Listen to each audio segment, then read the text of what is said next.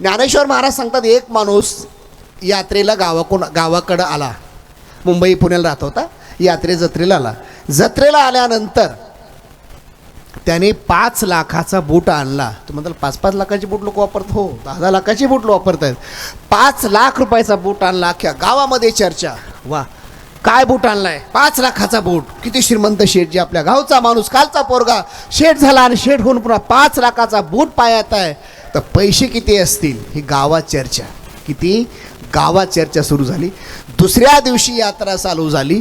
यात्रा चालू होत असताना गावामध्ये तो पालखी सोहळ्यात आला आणि आल्यानंतर 100-125 रुपयाची साधी सिंपल चप्पल तो पायात घेऊन आला, घालून आल्यानंतर एकाने विचारलं, का हो, काल तर तुम्ही 5 लाखाचा बूट घातला? म्हणे हो. गावामध्ये चर्चा चालू, गावातच नाही तर पंचक्रोशीमध्ये चर्चा सुरू झाली. 5 लाखाचा बूट वापरणारा आपल्या गावामध्ये एकच माणूस आहे आणि आज 5 लाखाचा बूट असताना तुम्ही आज का नाही घातला? त्याने सांगितलं, काय सांगू रामभाऊ, 5 लाखाचा बूट तुम्हाला बाहेरून चांगला दिसतोय, पण मधी जर पाय घातला एवढे मोठी फोडं आले. जसं वारीमध्ये चालताना पहिल्या दिवशी कोणाला छोटासा फोड येतो, दुसऱ्या दिवशी सुपारी एवढा फोड येतो, तो जसं वारीचा अनुभव आहे. तो म्हणतो, काय सांगू तुला, बाहेरून चांगला बूट दिसतोय पण मधी किती मला वेदना होतात. म्हणजे 5 लाख काय, मला 50 रुपयाची चप्पल आज माझ्याकरता सुखजन्य आहे.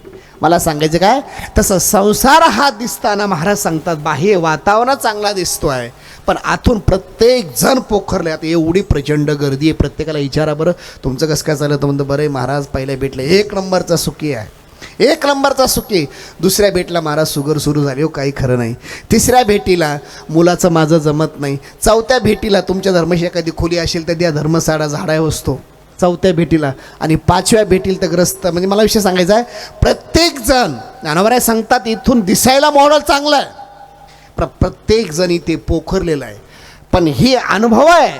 पण महाराज सांगतात माझ्या वृत्तीचा बोध असा झाला की माझ्याकडं आता, हे शब्द मी चिंतन इथून मी वाढवलं, माझ्याकडं ही साधना करत असताना साधनेचा अनुभव आहे. अवघे चित्रे लोके आनंदाची आता. आता उत्तरार्धामध्ये बदललं काय? बदललं काहीच नाही, तेच आहे. त्रिलोक्य तेच आहे, पण त्रिलोक्याकडं पाहण्याची माझी दृष्टी बदलली. याला शास्त्रामध्ये दृष्टी सृष्टी वाद सांगितला जातो. उत्तरार्धामध्ये अवघे चित्रे लोके आनंदाची आता. कारण काय, तर चरणी जगन्नाथा चित्त ठेले. मी काय केलं, जगन्नाथाच्या चरणामध्ये नतमस्तक झालो, चित्त ठेलं. म्हणजे मी साधना करू लागलो, परमार्थ करू लागलो. चरणी जगन्नाथा चित्त ठेले. जगन्नाथ याचा अर्थ काय पहिला समजून घ्या. जग कोणाला म्हटलं जातं, नाथ कोणाला म्हटलं जातं? जग अधिक नाथ. जो जगाचा नाथ आहे त्याला जगन्नाथ म्हटलं जातं. जगाचा नाथ कोण आहे तर भगवान पंढरीश परमात्मा.